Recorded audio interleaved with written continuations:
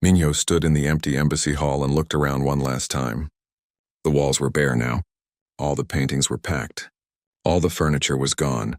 50 years of human history in this place, and now it fit inside cargo boxes waiting by the door.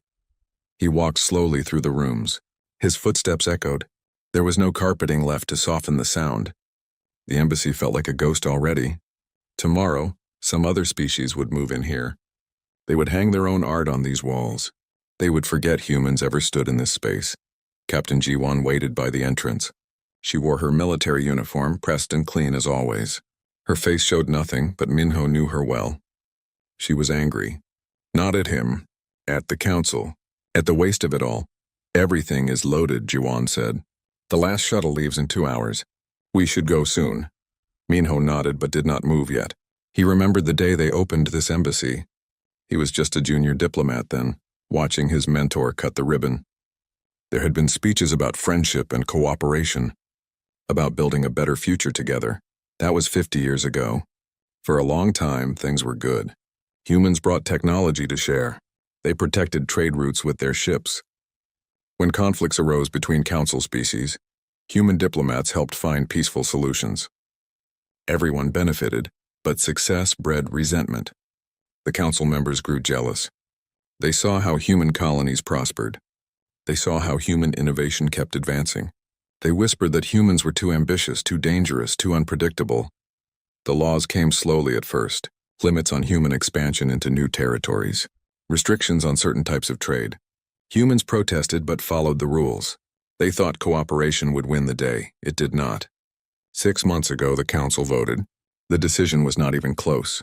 Humanity was expelled. Too dangerous, they said. Too disruptive to galactic peace. The irony was almost funny.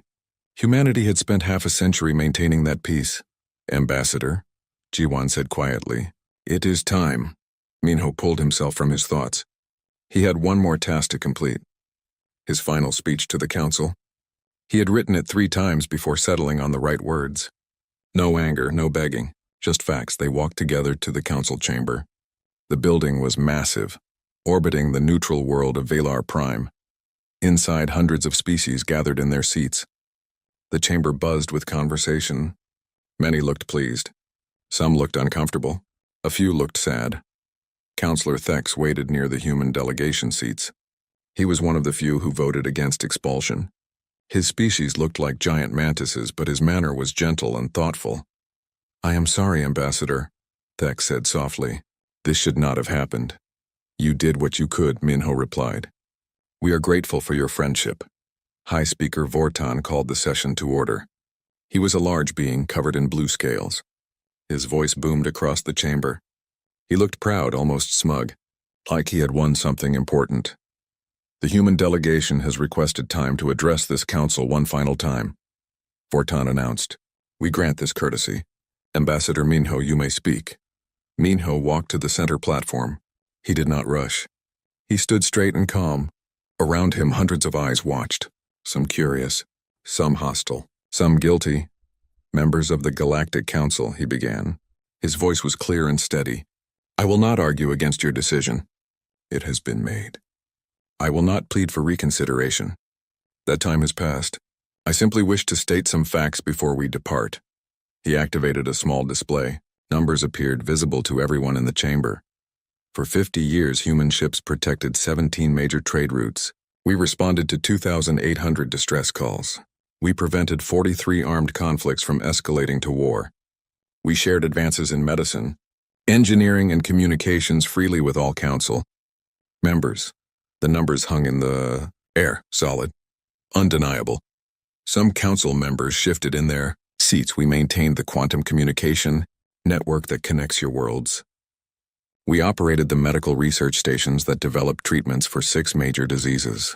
We mediated over 500 territorial disputes between council species. Minho paused. He looked around the chamber slowly. I present these facts not as a threat, but as information. When we leave, these systems will no longer have human oversight. The trade routes will need new protection. The communication network will need new engineers. The disputes will need new mediators. High Speaker Vortan waved a dismissive hand. His scales rippled with annoyance. The council is quite capable of handling these matters. Bortan said sharply. Your suggestions otherwise sound like threats, Ambassador. Not threats, Minho replied calmly. Simply observations. Humanity has no interest in seeing the Council fail. We simply will not be here to help it succeed. He turned off the display. The numbers vanished. I want to thank those few who stood by humanity. Counselor Thex, your friendship has meant more than you know. To those species who valued our partnership, we will remember you fondly. To the Council as a whole, we wish you well in your future endeavors. Minho bowed slightly. It was a gesture of respect, not submission.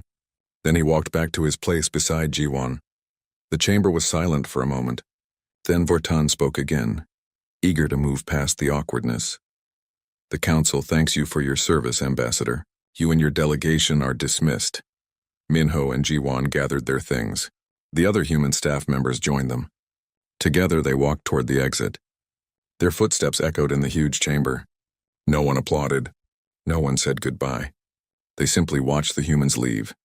At the doorway, Minho glanced back one last time. Counselor Thex raised one clawed hand in farewell. Minho nodded to him. Then the doors closed and the council chamber disappeared from view. Outside, their shuttle waited. The crew had already loaded everything. It was a short flight to the human ship waiting in orbit. Once aboard, they would begin the journey back to human space. As they boarded the shuttle, Jiwon finally spoke what was on her mind. Will we be all right? She asked. Without the council? Minho settled into his seat. For the first time that day, he allowed himself a small smile. We always have been, he said. We built our civilization without them. We will continue just fine. The shuttle lifted off. Through the window, Minho watched Velar Prime grow smaller. Somewhere down there, the council was already forgetting about humanity. They thought removing humans solved their problems. They would learn otherwise soon enough. But that was no longer humanity's concern. The humans had departed quietly with dignity intact. What came next was the council's responsibility alone. 6 months passed since the humans left. Trade Minister Yuna sat in her small office on Station Valar 7 and reviewed the latest reports. The numbers were bad and getting worse every week. She was one of the few humans who stayed behind. The council needed someone to help with the transition. Yuna volunteered because she believed in doing things properly, even when others treated you poorly. But now she wondered if staying was a mistake. The computer screen showed the latest incident report. Another merchant ship attacked by pirates. The 5th one this week. Before humans left, there might be 1 attack per month. Now it happened almost daily. The outer rim trade routes had no protection anymore. Human patrol ships used to cover those areas. They responded quickly to distress signals. They prevented most attacks just by being present. Pirates knew better than to operate where human vessels watched. Now the pirates knew no one was coming. Council species tried to fill the gap, but their ships were slow to respond. Their coordination was poor. Each species wanted to protect only their own vessels. No one wanted to risk their ships for others. Captain Hyun of the Valorian merchant fleet contacted her that morning. His voice was desperate. He lost 2 cargo ships in 1 week. Crews were dead or missing. The cargo was worth millions. Can you do something? Hyun begged. Contact someone? The council ignores our request for help. Yuna had no good answer for him. She was just a trade minister, not a military commander. She had no authority anymore. The council made that clear when they expelled humanity, but the pirate attacks were not the only problem. 3 council worlds reported a disease outbreak. The symptoms were severe. Thousands were sick. Hundreds were dying. The medical research stations humans built should have caught this early. They monitored diseases across council space and developed treatments quickly, but the stations needed constant maintenance. They needed skilled technicians who understood the complex systems. The council tried to keep them running after humans left. But they did not understand the technology well enough. Equipment broke down. Data collection failed. By the time they noticed the outbreak, it had spread too far. Yuna received a message from a council health official. The message was formal and cold, asking if she had any information about the medical systems. They were too proud to admit they needed help. She sent them what documentation she had. It would not be enough. The systems were designed to be operated by people who understood them deeply. Reading a manual was not the same as years of training. The quantum communication network was failing too. Council species relied on it for instant communication across vast distances. Humans engineered the network over decades. It was stable and powerful when properly maintained. Now it crashed frequently. Messages were delayed or lost completely. Council technicians tried to fix it, but they only made things worse. They did not understand the fundamental principles. They just followed basic repair procedures that did not address the real problems. Una watched from her office as everything slowly fell apart. She tried to help where she could, but there was only so much one person could do. The Council had built their civilization on human infrastructure without ever learning how it worked. Councillor Thex visited her one afternoon. He looked tired. His mandibles clicked nervously as he spoke. "I tried to warn them," Thex said. "I presented evidence to the Council." High Speaker Vortan dismissed everything. He said these are just temporary problems. Adjustment issues. They are not temporary. Una replied gently. These systems need expertise to maintain. You cannot learn in a few months what took us decades to develop. Thex's antenna drooped. He knew she was right. Will humanity help us? He asked. If we asked properly. Una considered the question carefully. She thought about Ambassador Minho and Captain Jiwon. She thought about how the Council treated them. I do not know, she said honestly. That is not my decision to make. But I think humanity has moved on. We have our own concerns now. A border dispute erupted that week. 2 Council species both claimed a mineral-rich asteroid field. Tensions rose quickly. Ships from both sides moved into position. It looked like it might turn violent. In the past, human diplomats would step in immediately. They were neutral. They were skilled at finding compromises. Both sides usually accepted human mediation because they trusted human fairness. Now there was no one to mediate. The Council tried to assign someone, but both sides rejected the mediator. They accused the Council of bias. Without a trusted neutral party, the situation escalated. Fighting broke out. Small skirmishes at first, then larger battles. Ships were destroyed. Lives were lost. The Council emergency meetings accomplished nothing. Every species blamed the others. Una watched the news broadcasts in her office. The violence spread.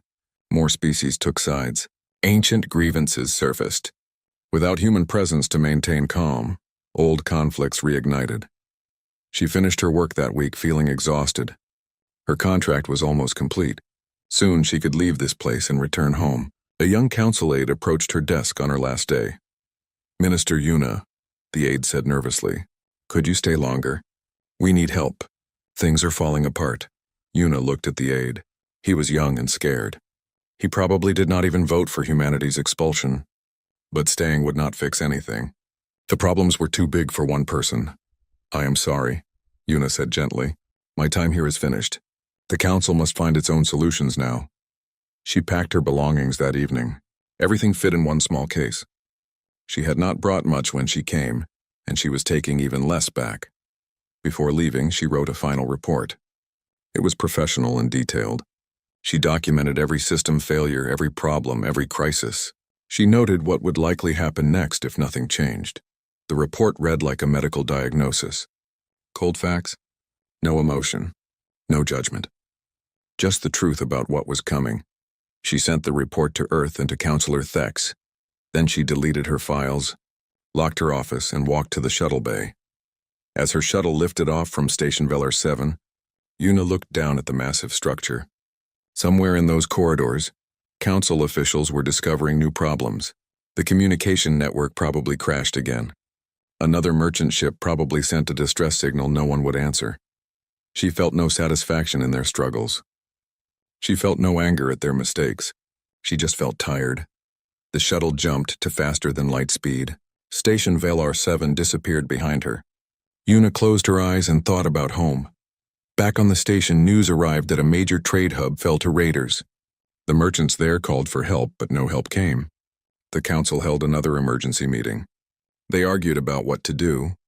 They blamed each other for the failure, and slowly, quietly, their civilization began to crack. 1 year after the humans left, the Galactic Council was dying. Councillor Thex stood in the half-empty chamber and felt the weight of that truth settle on him like a heavy blanket. Only 40 representatives showed up for the emergency session. There should have been 300, but most species stopped sending delegates months ago. They were too busy defending their own territories to care about council business. The numbers were staggering. 3 major wars raged across former Council space. Not border skirmishes like before, but full wars with massive fleets and millions dead. The pirate confederations controlled entire sectors now. Trade between most worlds had completely stopped. The disease outbreaks killed over 20 million beings. Without human medical research stations, there was no way to develop treatments fast enough. Whole planets quarantined themselves and hoped the sickness would not reach them. The quantum communication network barely functioned. Some days it worked for a few hours. Other days it was completely dead. Council worlds could not coordinate with each other anymore. They were isolated islands in space surrounded by chaos. High Speaker Vortan called the session to order. His scales had lost their shine. He looked old and defeated. The arrogance was gone, replaced by something like fear. "We must face reality," Vortan said. His voice was quiet. "The Council is failing. We need help." Some delegates shifted uncomfortably. Asking for help meant admitting they were wrong. It meant admitting that expelling humanity was a terrible mistake. "Help from whom?" asked a delegate from the Crevan species. "We drove away the only species capable of providing it. Then we asked them to return," Vortan said. "We apologize. We offer them whatever terms they want." Thex listened to the discussion. Many delegates argued against contacting humanity. They were too proud. They wanted to solve the problems themselves even as their worlds burned, but others saw no choice. The Council was collapsing. Without help, everything would fall into darkness and violence. After hours of debate, they voted. Barely enough delegates supported sending envoys to humanity. Vortan would lead the delegation personally. It was his duty, he said. His mistake to fix. But Thex did not trust Vortan to handle this properly. That night, he sent his own private message to Earth. It was not a formal request. It was a personal plea, he wrote honestly. He admitted the Council was wrong. He admitted they took humanity for granted. He did not ask for help. He only asked for forgiveness and understanding. Meanwhile, in human space, things were very different. Admiral Soman commanded a fleet of 30 warships protecting human colonies in the outer reaches. Her ships were modern and powerful. Her crews were disciplined and skilled. Trade between human worlds flourished. New colonies were established. Research continued at a rapid pace. Without the Council's restrictions, humanity expanded freely into unclaimed space. They also formed new alliances. Several independent species approached humanity for partnerships. These species never joined the Council because they did not trust its politics. But they trusted humans. Together, they built new trade networks. They shared technology and resources. They protected each other. It was cooperation based on mutual respect, not fear or dominance. Admiral Soman received reports about the Council's collapse. She felt no joy in their suffering. But she felt no obligation to save them either. Humanity had moved on. When Delegate Dane arrived at Human Station Kepler 9, he expected negotiation. He brought offers and promises. The Council would give humanity anything they wanted if they returned and helped restore order. Admiral Soman met him in her office. She was polite but firm. Her uniform was crisp and clean. Her desk was organized and efficient. Everything about her spoke of capability and control. "I appreciate you coming all this way," Soman said, "but I must be direct with you. Humanity will not be returning to the Council." Dane looked shocked. He opened his mouth to argue, but Soman continued. "We have new obligations now," she explained. "We have allies who treated us with respect from the beginning. We have colonies that need protection. We have trade agreements that must be honored. We cannot abandon these commitments." "But the Council is dying," Diane said desperately. "Millions are suffering. Billions more will die if nothing changes." "I am sorry for that suffering," Soman replied. "Truly I am. But the Council created this situation. The Council voted to expel us. The Council must face the consequences of that choice." Diane tried everything. He pleaded. He offered concessions. He promised reforms. Soman listened patiently but did not change her answer. "What do we need to do?" Dane finally asked. "What would make humanity consider helping us?" Soman considered the question carefully. She was not cruel. She understood that regular people were suffering because their leaders made bad choices.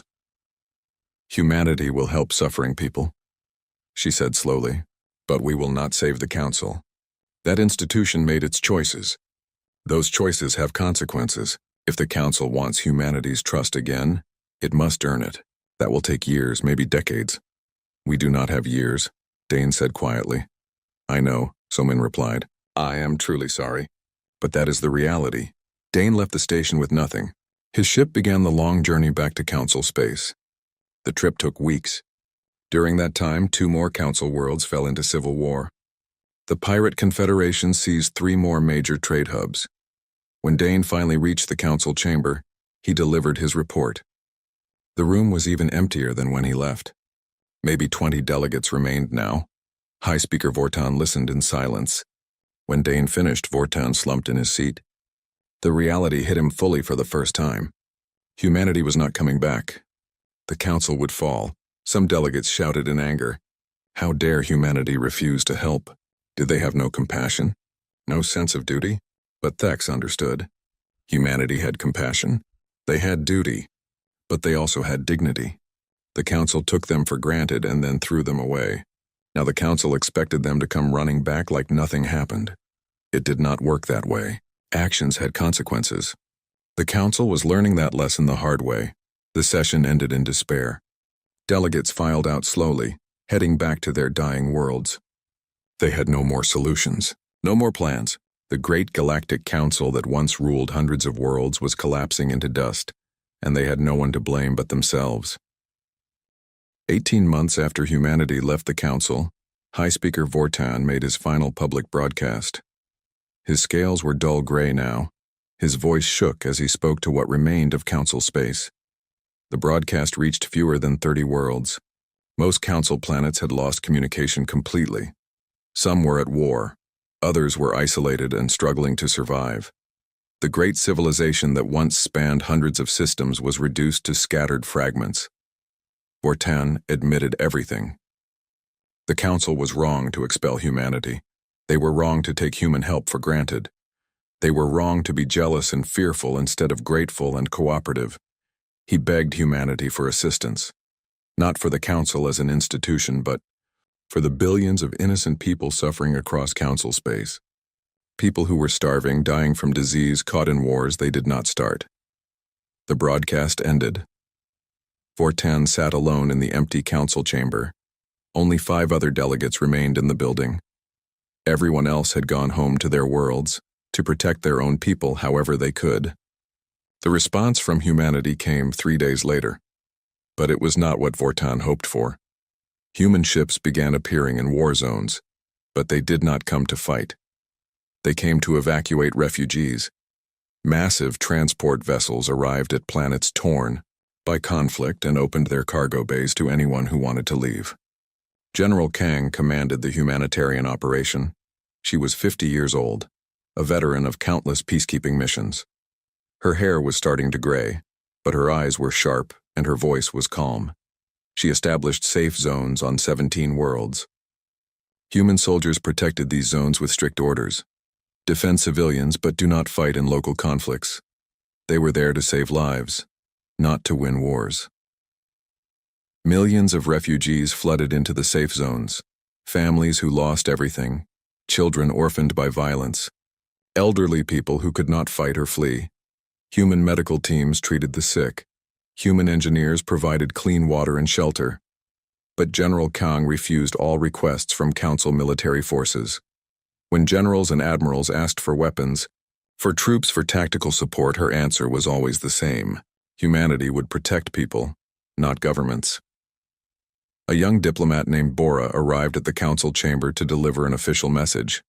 She was 26 years old, part of a generation that never knew the Council. She learned about it only from history lessons. Vortan met her in the huge, empty chamber. The 2 of them looked tiny in the vast space designed for hundreds. Bora was polite but firm. She delivered her message without emotion, like reading from a script. Humanity would provide humanitarian aid to all who needed it. They would evacuate refugees to safe human worlds. They would treat the sick and feed the hungry. But they would not prop up the Council. They would not fight the Council's wars. They would not repair the Council's infrastructure. Vortan listened with his head bowed. When Bora finished, he looked up at her with tired eyes. "We deserve this," he said quietly. "I understand that now. But the people suffering, they do not deserve it." They did not vote to expel you. They had no say in what happened. That is why we are helping them, Bora replied.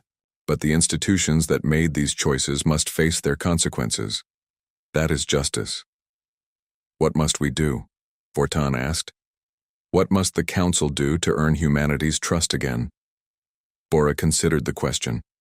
She was young, but she was well trained. She understood diplomacy.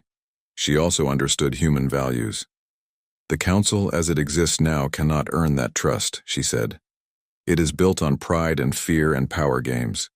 If you want humanity's partnership again, you need to build something different, something based on equality and respect. How long will that take? Vortan asked. Years, Bora said honestly. Maybe decades. True change takes time. Vortan stood up slowly. His body looked heavy, like gravity had suddenly doubled. He walked to the center of the chamber where speakers traditionally stood. I resign as High Speaker, he announced to the empty room. I failed this council. I failed the people who trusted me. Someone else must lead now. Bora watched him leave. She felt no joy in his defeat. She felt no anger at his mistakes. She just felt that justice, though painful, was being served. The few remaining delegates voted for a new High Speaker. Councillor Thex won easily. He did not want the position, but someone had to try to salvage something from the wreckage. Thex immediately began reforms. He dissolved the old council structure with its complicated hierarchies and voting blocks. He proposed a new system where every species had equal power regardless of size or military strength. Most importantly, he established new principles. No species could be expelled without their consent. All decisions required unanimous agreement, not just a majority.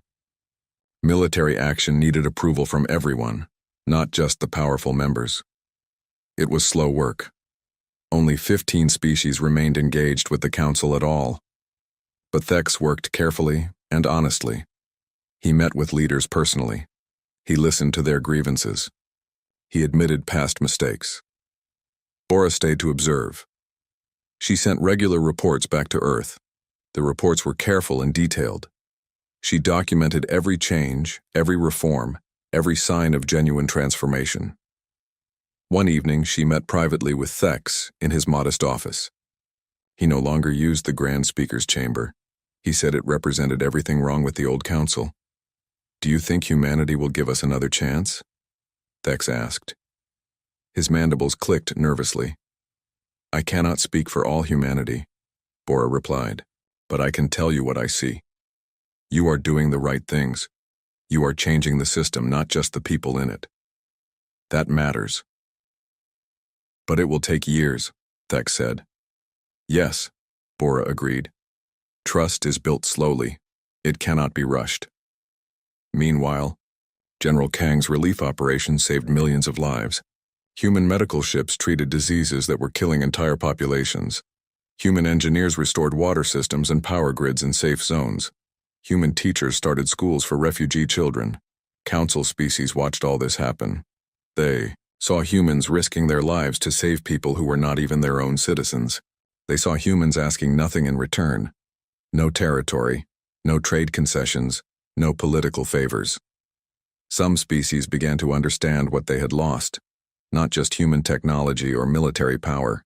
They lost partners who helped others because it was the right thing to do.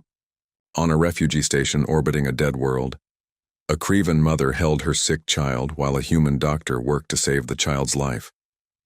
The mother spoke no human language, and the doctor spoke no Crevan. But when the child survived, the mother wept and held the doctor's hand in gratitude. The doctor simply smiled and moved to the next patient. There were hundreds more who needed help. Across council space, similar scenes played out every day. Humans saving lives, humans showing mercy, humans proving that you could be strong without being cruel and compassionate without being weak. It was a lesson the council was learning slowly, one life at a time. 3 years after humanity departed from the council, Ambassador Minho returned to the chamber. But it was not the same chamber he left. The old structure orbiting Valar Prime was abandoned now, too damaged by war to repair. The new Galactic Coalition met in a smaller building on Velar Prime's surface. It had simple architecture, functional rather than impressive. There were no grand halls or towering statues, just meeting rooms and offices built for practical work. High Speaker Thex waited at the entrance personally. He did not send assistants or protocol officers.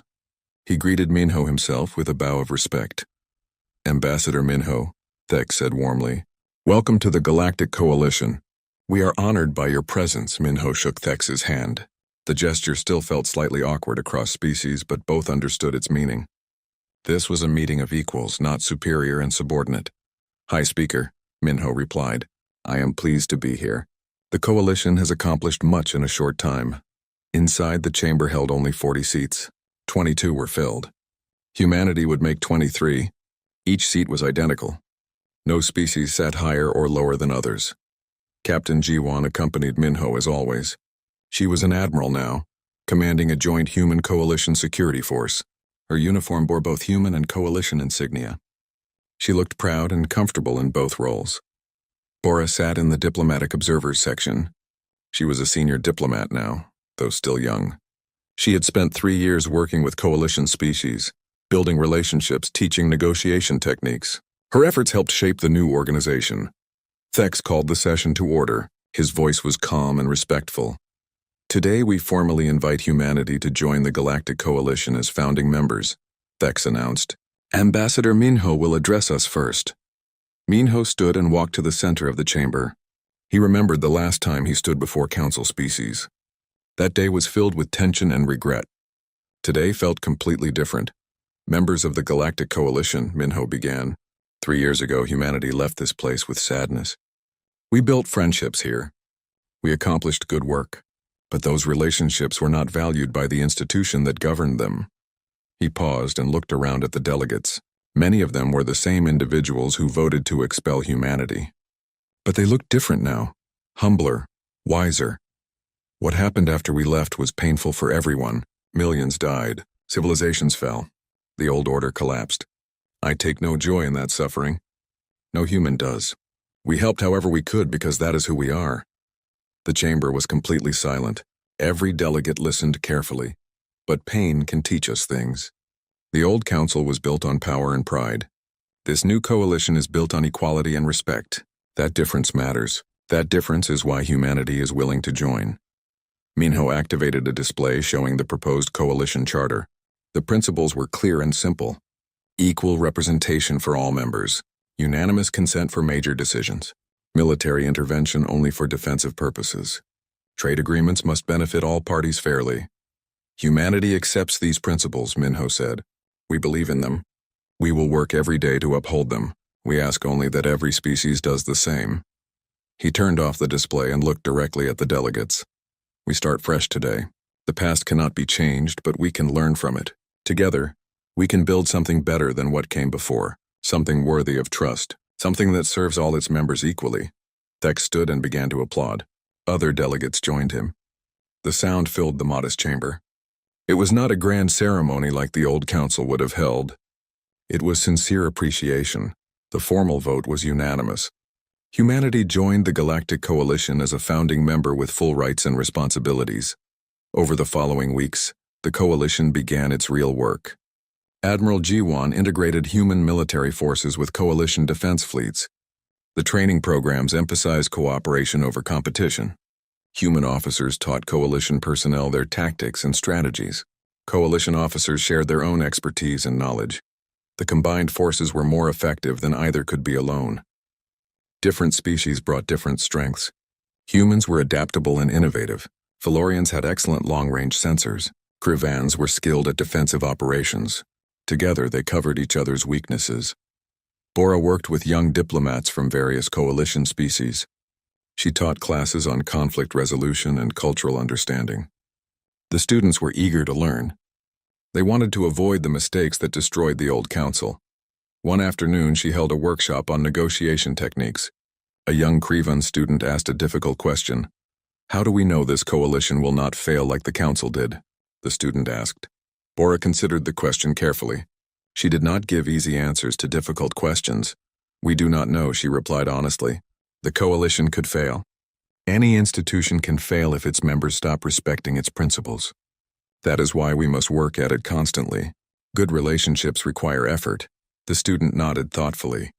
It was not the comforting answer they hoped for, but it was the truth. A crisis tested the coalition 2 months after humanity joined. Pirates attacked a convoy carrying food supplies to refugee worlds. The attack was coordinated and well-planned. 6 ships were captured. Admiral Jiwan received the distress signal within minutes. She immediately contacted the Coalition Defense Command. Within an hour, a joint task force launched. Human ships, Valorian scouts, and Krevan defenders worked together seamlessly. The rescue operation was quick and precise. The pirates were driven off. The convoy was recovered with minimal casualties. The refugees received their supplies on time. After the operation, Jiwan gathered the task force commanders for a debrief. Officers from 5 different species sat together analyzing what worked and what could improve. "This was excellent work," Jiwan said. "Everyone performed their role perfectly. This is what cooperation looks like." A Valorian captain spoke up. 3 years ago, my species could not coordinate with anyone. We did not trust others. We only protected ourselves. Now we work together as one force. That is the difference, Jiwan agreed. Trust enables cooperation. Cooperation achieves more than any species can alone. High Speaker Thex held a memorial service that week. It honored all those who died during the collapse of the old council. The names of millions were read aloud over several hours.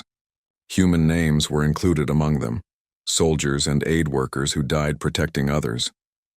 After the ceremony, Thex and Minho walked together through the coalition gardens. It was a quiet space with plants from dozens of worlds growing together. "I must apologize again," Thex said softly, "for how humanity was treated, for how I failed to prevent it." Minho stopped walking and turned to face Thex. He put a hand on the High Speaker's shoulder. "You did everything you could," Minho said. "You were one of the few who stood by us. We never forgot that. And what matters now is what we build together going forward." Thex's mandibles clicked softly, a sign of gratitude in his species. "Humanity's grace humbles me," Thex said. "You had every right to refuse us, to let us suffer the full consequences of our mistakes." "Punishment serves no purpose if it prevents growth," Minho replied. "We needed you to change, not suffer. And you did change. The coalition proves that." They continued walking through the gardens. Around them, delegates from many species worked together on coalition business. Some were in meetings. Some were sharing meals. Some were simply talking and building friendships. Minho looked around at all this activity and smiled. This was what they hoped for from the beginning. Not dominance, not control, just genuine partnership between equals. "It took failure to get here," Minho said, "but perhaps that failure was necessary. The old council could not have become this. Something had to break before something better could be built." Thex looked at the coalition building, modest but functional. He thought about the old council chamber, grand but empty at the end. "You are right," Thex said. "We built monuments to our pride before. Now we build tools for our cooperation. That is progress." The 2 leaders stood together in the gardens, representatives of different species and different histories, united by shared values and earned trust. Around them, the Galactic Coalition continued its work, proof that civilizations could learn from their mistakes and build something better from the ashes of what failed. It was not perfect. It would face challenges. But it was built on respect, and that made all the difference.